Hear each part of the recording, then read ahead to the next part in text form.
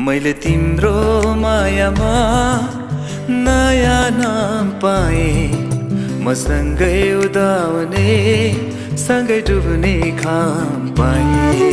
मैले